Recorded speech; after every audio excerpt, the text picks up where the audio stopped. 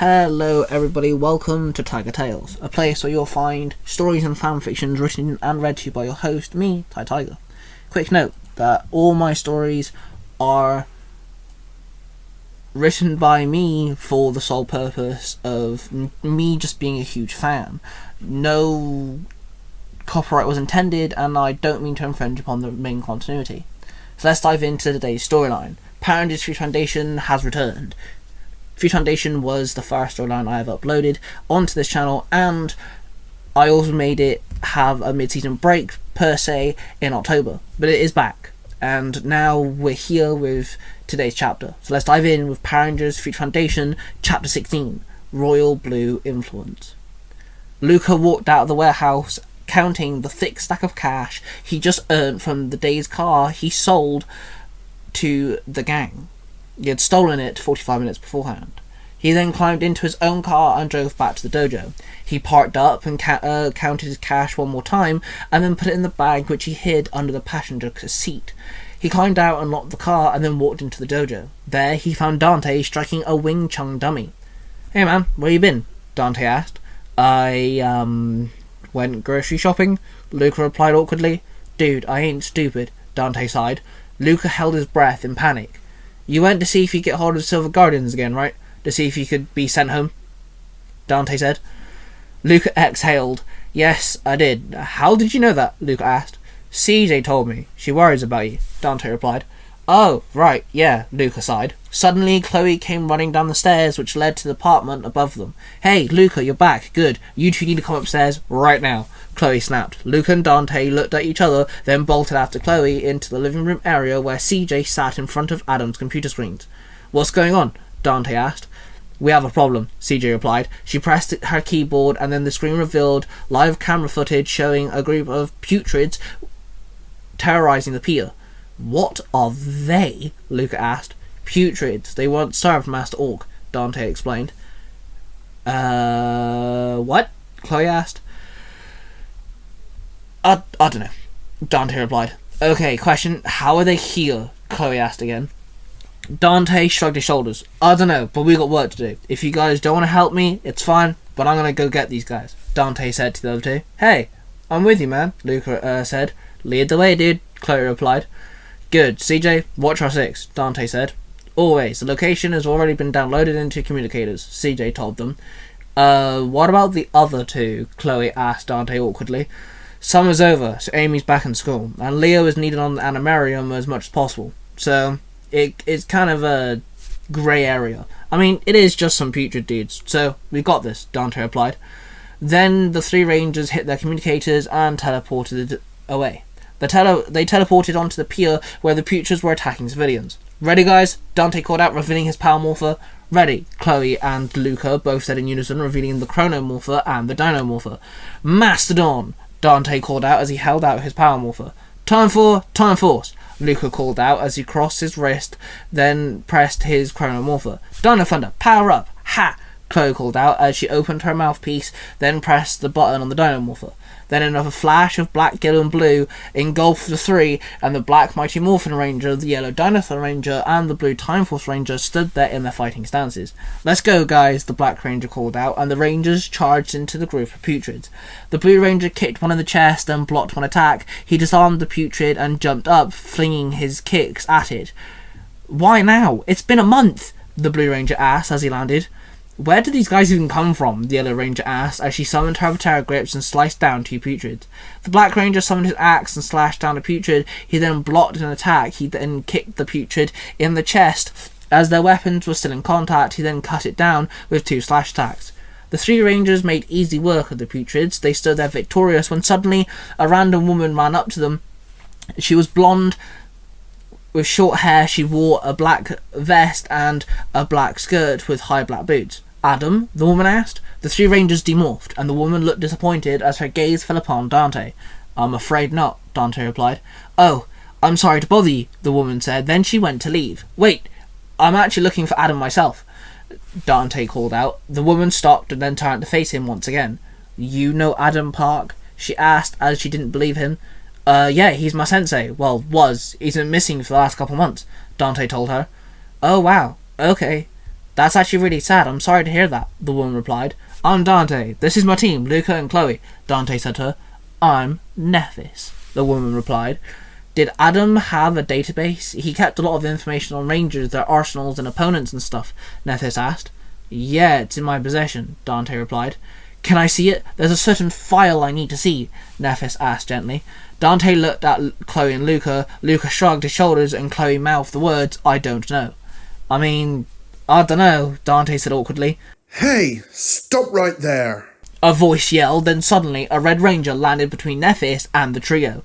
The Ranger stood and with a sword he dropped into his fighting stance. The Ranger looked similar to the Red Mighty Morphin Ranger, with all-black helmet which had a vertical white line and a horizontal white line going across, making a cross on his faceplate. It resembled the Cornish flag. The Ranger also had a golden shield on his chest, similar to the Green Mighty Morphin Ranger's shield, which also had the Cornish flag placed upon it. You again, Nephis growled.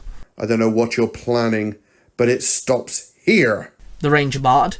Hey man, she's only one woman, Lucas said, stepping forward. Please, you guys need to step back.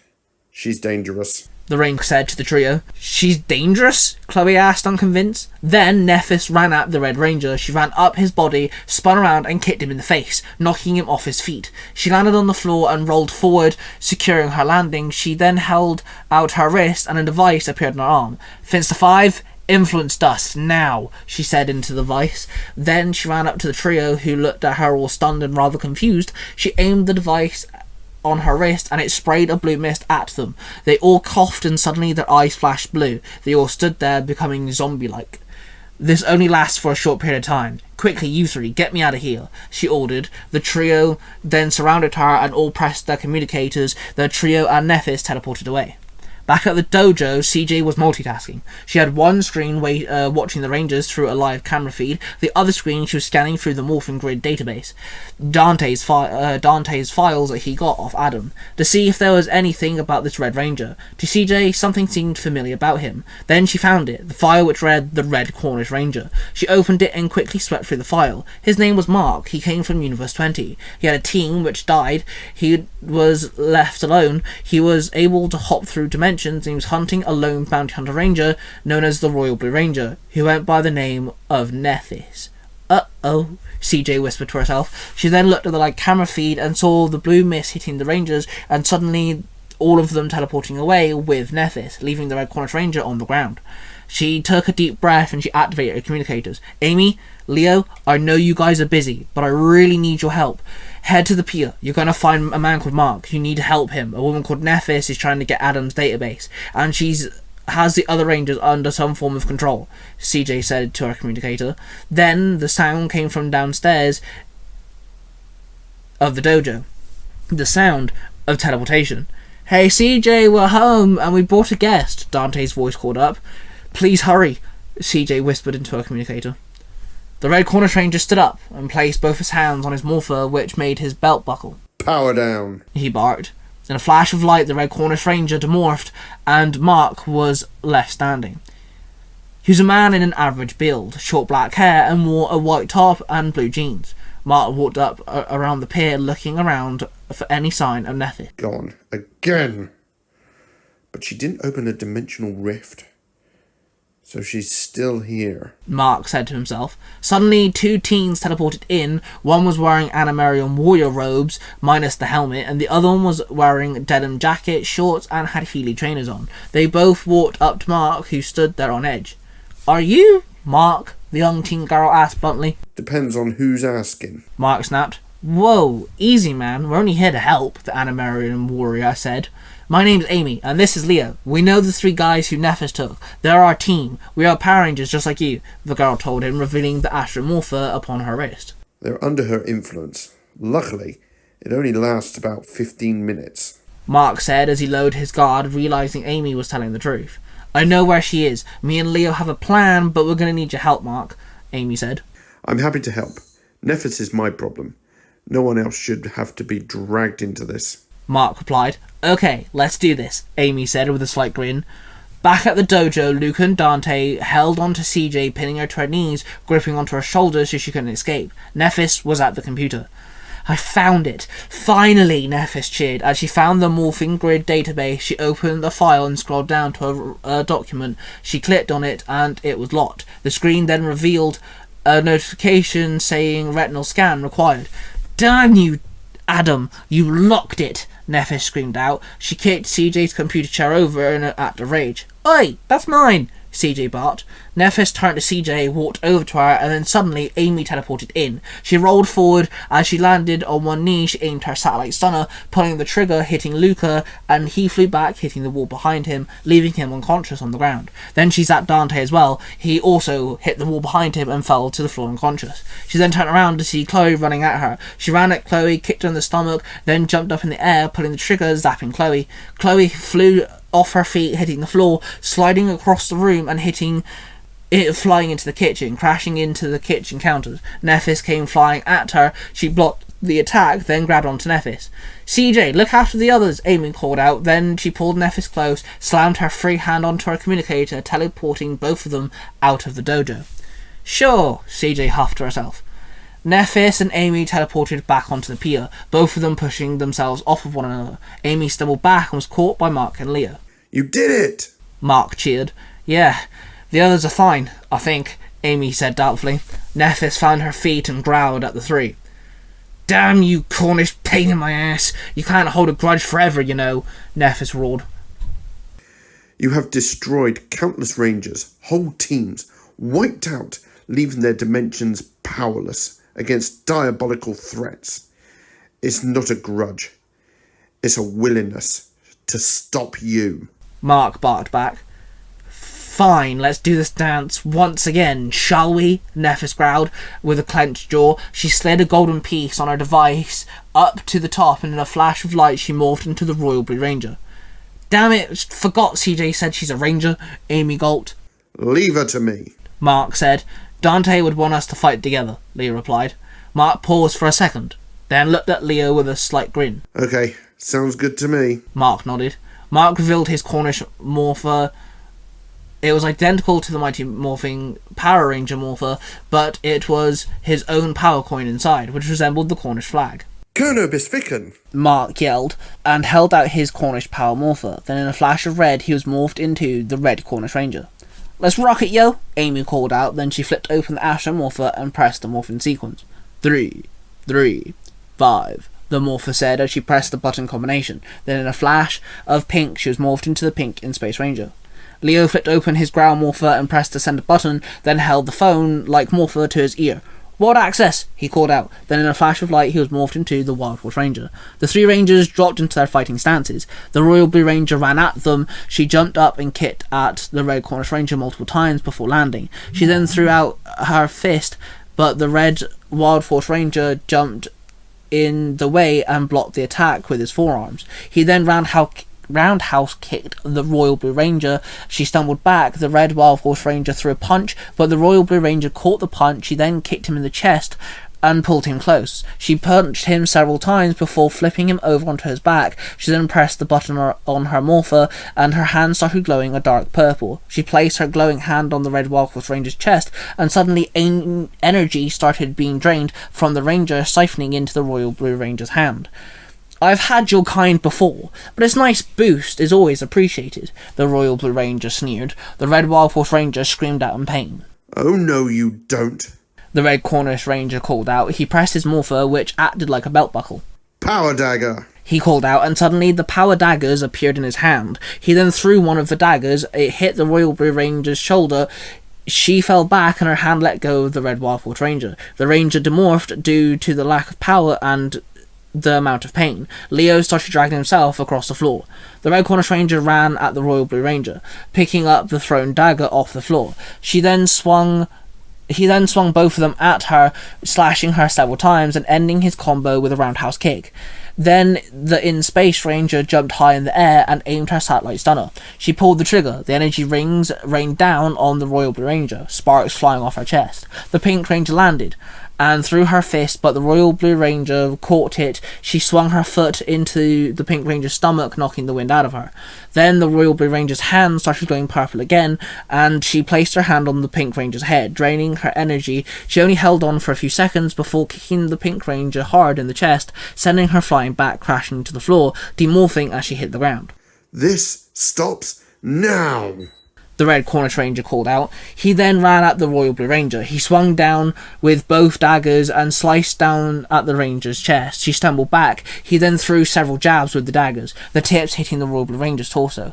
He then swept his leg under her, knocking her off his feet. He then dropped to his knees. He swung the 2 daggers down, the tips aiming directly for the Royal Blue Ranger's chest. The Red Cornish Ranger finally got his chance to finally strike down the woman who he'd been chasing around the multiverse for the longest time, as long as he could remember. The task that ripped him of a life with the woman he loved, and finally it was all about to end. His power daggers came inches away from making contact, then suddenly the Royal Blue Ranger teleported away, the power daggers striking the ground. Damn it! The Red Cornish Ranger screamed. The Royal Blue Ranger was teleported into a very warm cave. She stood up and dusted herself off and explored the room. The room was split into 2. One side was filled with glass cabinets, all containing different weapons, morphers, and tools used by previous Rangers and their villainous opponents. On the other side was a bed-like set of chambers, containing sleeping people inside. She recognized some of them as Rangers. Suddenly the door opened and a Duke Orc and 2 mutants walked in. "Hello, Nephis," the Duke Orc said. "And how do you know who I am?" the Royal Blue Ranger asked defensively. "You're quite the story in the Khotan Plain," the Duke Orc said with a chuckle. The Blue Ranger looked at the Duke Orc and the circle of coloured crystals on his chest. "You're Lucicon," she gasped. "Yes, I am, and it seems like you've just met my rat infestation, or as normal people call them, the Power Rangers," Lucicon barked. "I have, and you're missing a crystal. So they beat you once before, I assume," she stated. "They have. Their leader, Dante, is a unique type of pest," Lucicon growled. The Royal Blue Ranger demorphed and walked over to one of the sleeping Rangers. "So you're trying to become all-powerful by absorbing the powers in the multiverse," Nephis said. "It is a task, yes," Lucicon replied. "Can you do without one of these Rangers?" Nephis asked as she ran her finger over the glass case. "Depends. What did you have in mind?" Lucicon asked. "You want his powers, and I want a file that only Adam can unlock. And he wants him," Nephis said, pointing at the containment pod. Lucicon and the 2 mutants burst out laughing, and Nephis grinned devilishly as they all looked into the glass cabinet at the sleeping Ranger, and she grinned, looking down at Adam Park. And there you have it, guys. Chapter 16. I just want to thank Mark for voicing Mark for Red Cornish Ranger. Mark will return in Chapter 17. Don't forget to subscribe to the channel and leave a comment down below on what you think of today's story. Go check out Mark at Nerd Through Comics, where he is adapting comic books into audio dramas, and soon you'll learn more of his original content. And then go check out my Parabatai, Willie Cosplay Dude 67, at Storytime with Cosplay Dude 67, and Power Rangers Universe 19 with all his stories there. Go check everyone out that I just mentioned, and I shall see you all real soon.